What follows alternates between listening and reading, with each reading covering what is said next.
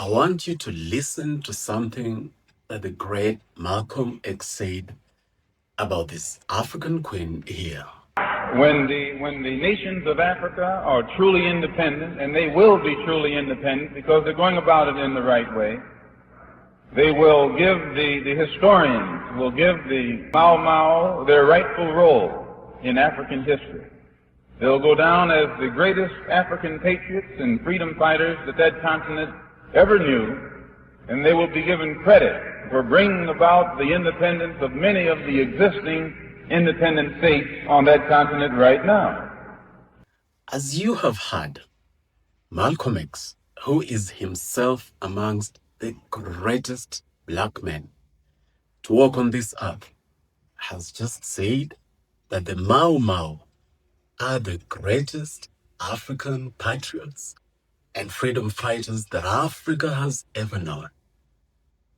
And this lady right here, Mama Nkirote, was part of the Mau Mau. Born in 1925, the same year that Malcolm X was born. She is 101 years old.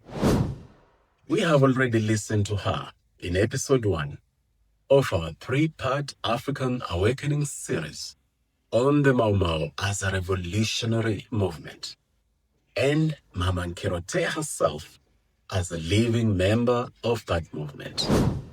In this second episode, we are going to continue sitting at her feet and listening to her, learning from her as she passes on the baton to this current generation of Africans. We must learn from the best. We must learn from the greatest freedom fighters that Africa has ever known. Because in this moment that we are living in, here in Africa, there is a need for contemporary freedom fighters who are going to take Africa to the next level. So if you have not watched episode 1, please go to the link in the description below. Go and watch episode 1. Then come back and watch this. Or after watching this, make sure that you watch episode 1.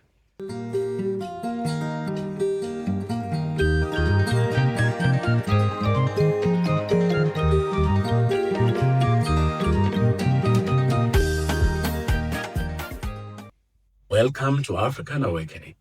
La patrie ou la mort, nous vaincrons. La patrie ou la mort nous vaincrons. Homeland or death, we shall overcome. My name is DJ Bokali, and Africa is my superpower. The same way it is the superpower of Mama Nkirote here. So welcome. Let's sit at her feet now and listen to her and learn from her. And as we do that, remember that she is passing on the baton to you and I to take Africa to the next level, to transform Africa, to truly and fully and completely decolonize Africa.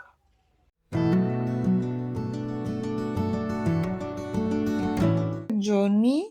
Johnny. They are the Johnny ones who are- kia tai kabo bakora wa. Johnny.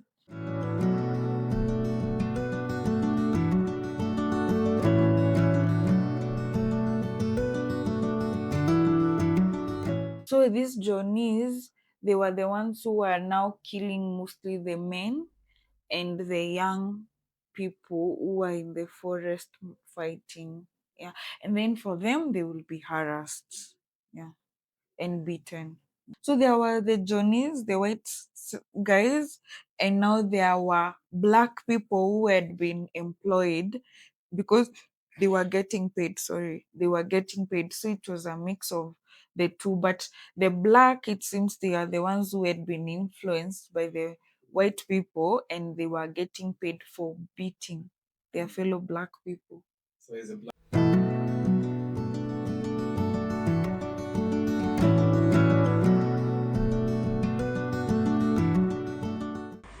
You have to read the history of slavery to understand it. There were two kinds of Negroes. There was an old house Negro and the field Negro. And the house Negro always looked out for his master. When the field Negroes got too much out of line, he held them back in check. He put them back on the plantations. And today you still have house Negroes and field Negroes. I'm a field Negro.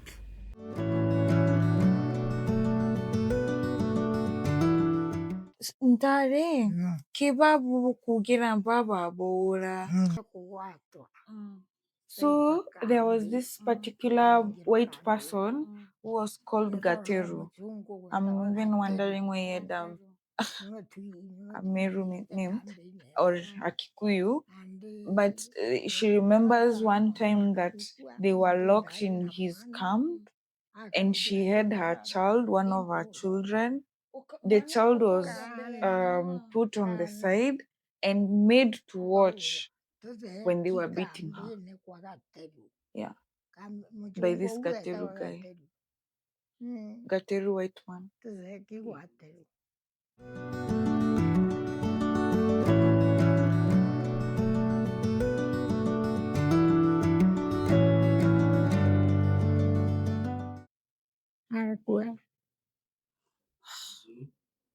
I didn't know this. So the same child, the same child of my grandma got sick. That was a chicken pox or measles. Measles. He or she got measles, and when my grandma took her to the hospital where there were the white people to be treated, they apparently for her she thought they were treating the child, but they applied a medicine that made the measles to reappear until the child died.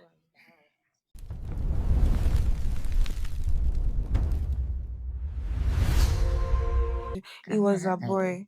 So he was the third boy who was named after her dad. So she lost her son. Gosh. Eta wate? Mugambi. A lawyer, meaning like someone to fight for. Wow. I didn't know this.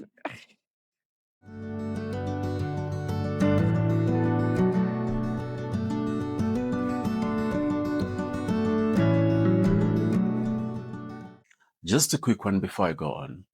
Last year, I wrote a book about historic African leaders like Thomas Sankara, Patrice Lumumba, Julius Nyerere, and of course, Ibrahim Traore.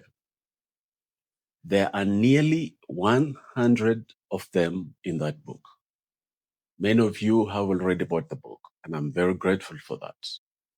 If you haven't bought it, please head on to Amazon and purchase your copy. Both physical and digital copies are available. Thanks a lot.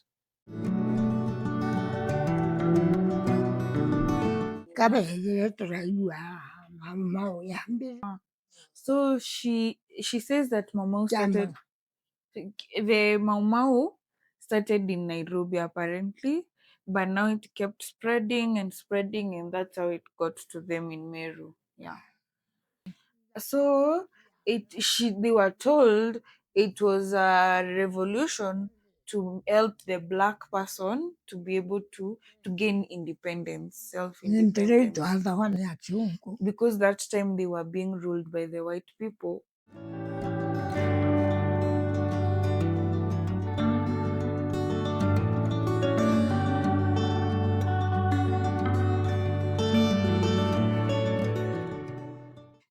We still need the revolution because I feel like it's still there, subtle, maybe not as loud as it was back then, but I think we still have a journey to get there, and that's why these conversations are important, and that's why having such legends in the society is very important, and listening to these stories as the younger generation so that we can be aware. Yeah. Granddaughter Mama. But this is absolutely amazing. Okay. Let her tell us how she joined the Mama. So now for her, how she joined is because when they were coming, when it was spreading, this group used to come in their houses, like they will knock in your doors, and then now that's how they will get in, and then now that's how you will be recruited. But also, even if you refuse to open the door, they will still force themselves in, because I think they were really determined to really for the black people to unite, so that now they can be able to fight the white people away together. Yeah.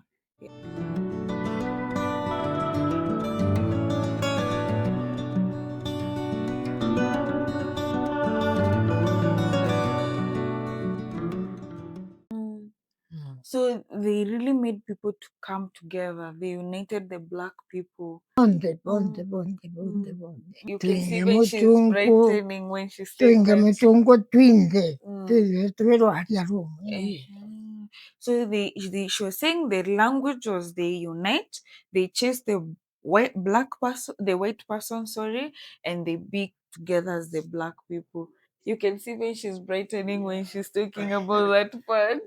Tuwatanire twinge, Eh, haria rumwe. eh, Rumwe tweze tukara yomu. yeah, and they talk one language. One language. Swahili is the most practical language, not because it's big, it was one of the big languages. No, it's not, but it's already being spoken in different countries. And once we've got a common language that we can use to communicate amongst ourselves and not use colonial languages, the unity of Africa is going to be easy.